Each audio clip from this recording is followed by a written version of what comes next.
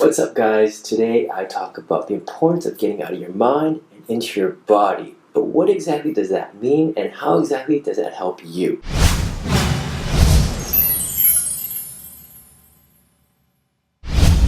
As you can see, I just got back from the gym, feeling energized, I feel great, probably in need of a shower, but I couldn't wait to make this video for you. As always, it'd be greatly appreciated if you like, share, and subscribe. And if you have a question that you want me to answer in a future video, please hit up my website, 101mentoring.com, and send your questions to me there.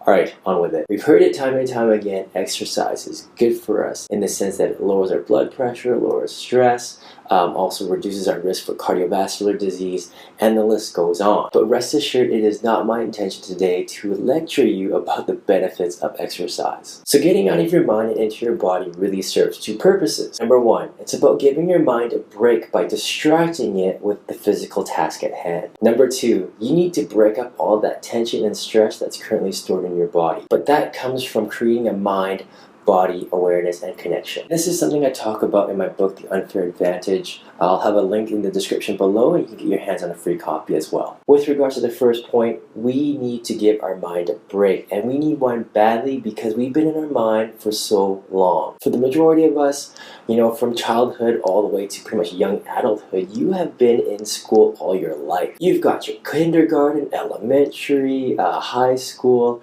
college, university, your master's, PhD. On top of that, we've been encouraged to be smart ever since we were a kid.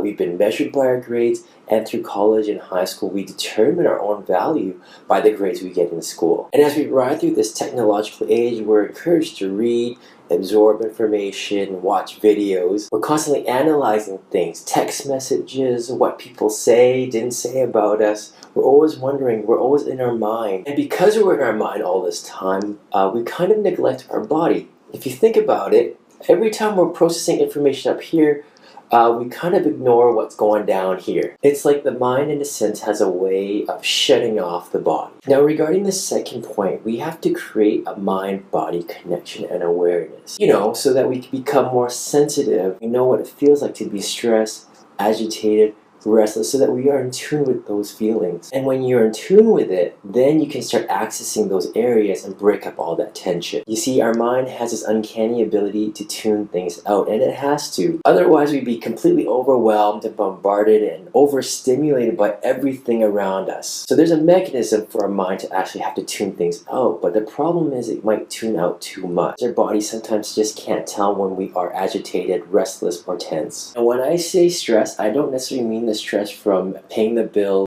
paying tuition, getting the latest iPhone. Stress can come from completely different sources, such as sitting in a cubicle all day, packed in, staring at a computer, waiting for your girlfriend or boyfriend to text you back. Stress can even come from your childhood. You might have an experience where you were told by your parents to shut up, be quiet, sit down, and especially in the case where you did nothing wrong, and you're not even allowed to defend yourself or speak up for yourself because you're told to be quiet. You just kind of hold it all in. Guys, so with all this stress, if you don't do anything about it, it builds over time. And it can show up as restlessness, nervousness, or aggression and anxiety. So our goal is to create that mind-body awareness and consciousness so that we know where the tension is and how exactly does it feel. So even right now, are your shoulders up? And can you lower them a little bit?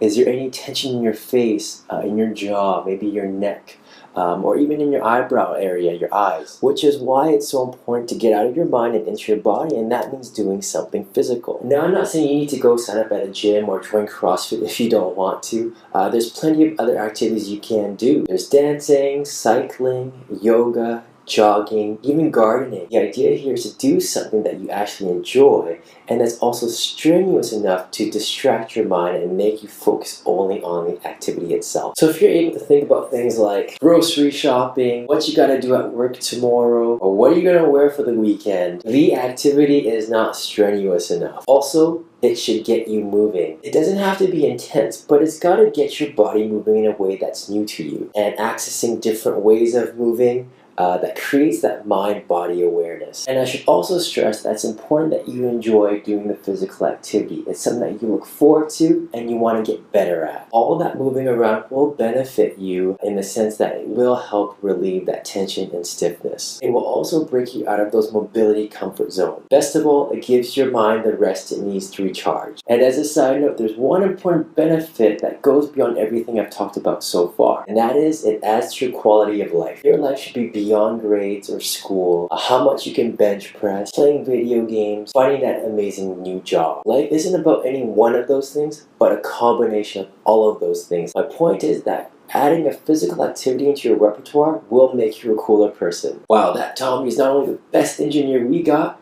but did you know that he's actually a salsa dancer? Look at that Jenny. Not only is she the best accountant we have, but did you know that she competed at last year's triathlon? So some of you may wonder what I do. Well, I practice Bruce Lee's original martial art, Wing Chun Kung Fu. In addition, I also go to the gym, incorporating resistance training and cardio.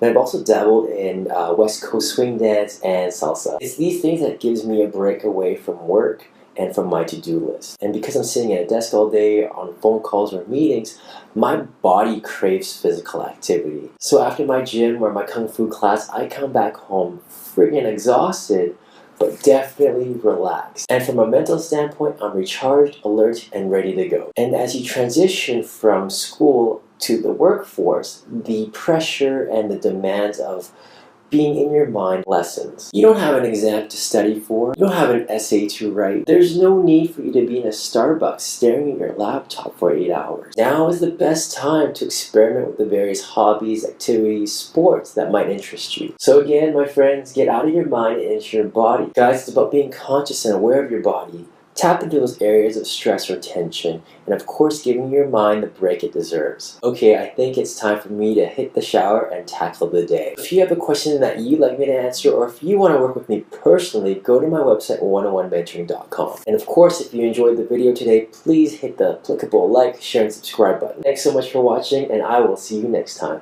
Cheers.